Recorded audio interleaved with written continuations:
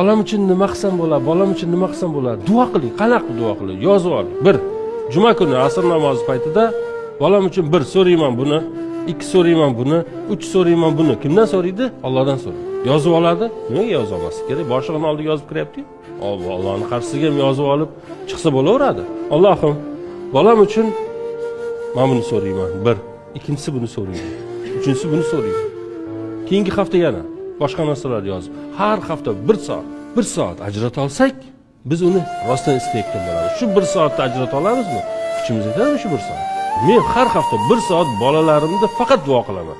Millionlar sarflab olaman. Million sarflash osonda bizga. U borda bizda. Hatto shuni ham birovga aytsak, bolam duo qildi. Yo'q, unaqa emas, do'stlar. Ota-ona bolasiga bir narsa istasa, chin dildan istaydi. Hech kim bolasiga yolg'ondan bir narsa istamaydi-ku, chin dildan istaydi.